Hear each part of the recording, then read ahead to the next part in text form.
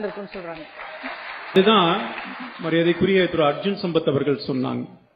நீங்க நிர்மலா சீதாராமன் தமிழர் அல்ல, ஜெய்சங்கர் தமிழர் அல்ல. ஏன்னா நம்ம ஊர்ல எலெக்ட் ஆல அவங்க கர்நாடகாவுடைய ராஜ்யசபா உறுப்பினர். அதனால தமிழ்நாடு இல்லன்னு சொன்னா ப. சிதம்பரம் எந்த மாநிலத்திலிருந்து பாராளுமன்ற உறுப்பினராக இருக்கிறார்? இப்போ மகாராஷ்டிரா. அப்ப ப. சிதம்பரம் தமிழர் இல்லை என்று சொல்லுகிறீர்களா? கச்சத்தில் ஒரு தாரை வாக்கப்பட்டது. யார் ஆட்சியில் இருந்த பொழுது? திமுக காங்கிரஸ் ஆட்சியில் இருக்கும் பொழுது. இலங்கையிலே 1.5 லட்சம் தமிழர்கள் கொல்லப்பட்டார்கள். யார் ஆட்சியில் இருக்கும் பொழுது? தமிழ்நாட்டிலும் டெல்லியிலும் காங்கிரஸ் திமுக ஆட்சியில் இருக்கும் பொழுது. காவேரியில அந்த புதுப்பிக்காமல் விட்ட அந்த ஒப்பந்தம் எப்பொழுது? அப்பொழுது தமிழ்நாட்டில் ஆட்சியில் இருந்தது யார்? கருணாநிதி அவர்கள் ஆட்சியில் இருந்தார். காவிரிக்கு குறுக்கே 1980 அணை கட்டப்பட்டது. அப்பொழுது தமிழகத்தில் இருந்தது யார்? திராவிட முன்னேற்ற கழகத்தினுடைய ஆட்சி.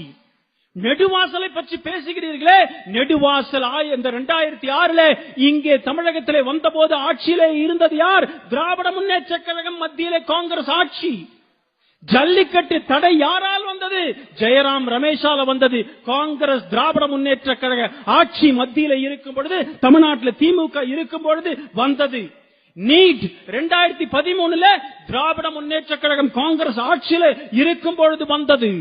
மீத்தேன் தமிழ்நாட்டில் திராவிட முன்னேற்ற கழகம் காங்கிரஸ் மத்தியில் ஆட்சியில் இருக்கும் பொழுது கையெழுத்து போட்டது துணை முதலமைச்சர் ஸ்டாலின். ஸ்டெர்லைட் பத்தி பேசுறாரு. ஸ்டெர்லைட் யார் கொண்டு வந்தது? ஸ்டெர்லைட்ல யார் தெரியுமா எக்ஸிகியூட்டிவ் டைரக்டரா இருந்தாரு 2004 வரைக்கும். 2004 மத்தியில யூபி அரசாங்கம் வருவதற்கு முன்பாக ஸ்டெர்லைட் கம்பெனியினுடைய நான் எக்ஸிகியூட்டிவ் டைரக்டர் யார் தெரியுமா? ப. சிதம்பரம். யார்? முதலமைச்சர் எடப்பாடியார் அவர்கள் அசெம்பிளில சொன்னார், சட்டமன்றத்தில் சொன்னார். நீங்கெல்லாம் இதெல்லாம் பேசிட்டே இருக்கீங்க, நானும் சும்மா இருக்கணும்னு பார்த்தேன். ஆனா இல்ல, இந்த ஸ்டெர்லைட் கம்பெனிக்கு எக்ஸ்பான்ஷனுக்கு விரிவுபடுத்துவதற்கு 250 ஏக்கரை கொடுத்தது இண்டஸ்ட்ரி மினிஸ்டர் இருந்த திரு ஸ்டாலின் அவர்கள். மறுக்க முடியுமா? இப்ப ஒன்னு சொல்றேன், கடவுள் அருளால தமிழ்நாட்டில் பிஜேபி கூட்டணி தோத்துது. இருக்கட்டும், ஏற்றுக்கொள்கின்றோம், பரிசீலனை பண்ணணும், என்னெல்லாம் நாங்க பார்க்கணும், இல்லைன்னு சொல்ல. மத்தியிலே காங்கிரஸ் அரசாங்கம், காங்கிரஸ் திமுக அரசாங்கம் வந்திருந்தால் என்ன நடக்கும்? இவங்க ஏற்கனவே இருக்கும்போது என்ன செஞ்சாங்க? பட்டியலிட்டு காட்டிட்டேன். இத்தனையும் மீண்டும் தமிழகத்திற்கு விரோதமான திட்டங்களை கொண்டு வந்திருப்பார்கள். கடவுள் தமிழகத்தை காப்பாற்றி இருக்கிறார். கடவுள் தமிழகத்தை காப்பாற்றி இருக்கிறார். ஜவஹர்லால் அண்ணன் பொருளாதார இடஒதுக்கீடு பாரதிய ஜனதா கட்சி ஆட்சி கொண்டு வந்ததுங்கிறார். அண்ணா, உங்க கூட்டணியில் இருக்கிற காங்கிரஸும் கம்யூனிஸ்டும் அதுக்கு ஆதரவா பார்லிமெண்ட்ல ஆதரவா அவங்க ஆதரிச்சாங்க.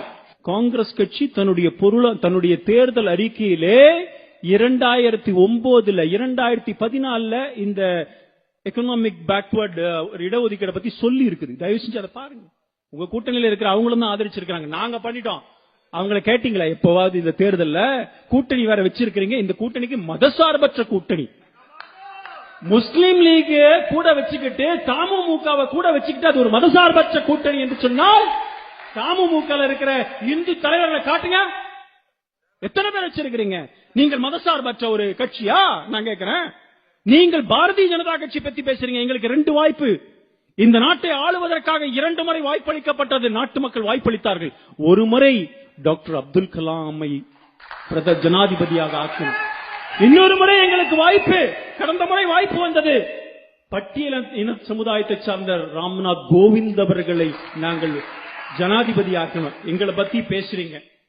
நீட்டை பத்தி அண்ணன் ஜவஹர்லால் நல்லாவே பேசினார். ஹிந்தி திணிப்பை பத்தி பேசுறீங்க. எல்லாருமே கேட்கிறேன், தமிழ்நாட்டில் அரசு நடத்துகின்ற உருது பள்ளிக்கூடங்கள் இருக்கிறதா இல்லையா? நான் தவறே சொல்லல, இப்பவும் சொல்றேன். ஒரு மாணவன் என்ன லாங்குவேஜ் படிக்கணும்னு விரும்புறானோ அதற்கு அரசாங்கம் ஃபெசிலிட்டேட் பண்ணணும். அது உருதாக இருந்தாலும் சரி, தமிழாக இருந்தாலும் சரி, இந்தியாக இருந்தாலும் சரி, எந்த லாங்குவேஜ் இருந்தாலும். இன்னும் கேட்டா 8வது அட்டவணையில் இருக்கிற 22 லாங்குவேஜும் மொழியும் நான் கற்றுக்கொள்ள விரும்பினால் எனக்கு அரசு வசதி செய்து தர வேண்டும். உருது பள்ளிகள் தமிழக அரசாங்கம் நடத்தலாம். அங்க ஹிந்தி நடத்தினா நாங்க விடமாட்டோம். நீங்க எப்பேற்பட்ட இந்தி எதிர்ப்பாளர் எங்களுக்கு தெரியாதா?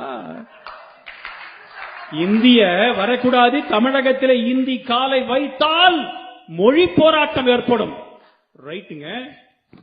எனக்கு ஒரு தகவல் வந்தது ஒரு 3 நாளைக்கு முன்னாடி, ஒரு பட்டியல் வந்தது. 45 ஸ்கூல்ல திமுக காரங்க நடத்துற 45 ஸ்கூல்ல ஹிந்தி இருப்பதாக ஒரு பட்டியல் வந்தது. என்னோட இதுல போட்டிருந்தேன்.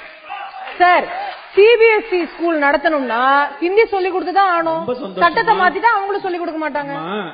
அதெல்லாம் எனக்கு தெரியுமா, நான் படிக்காம வரல.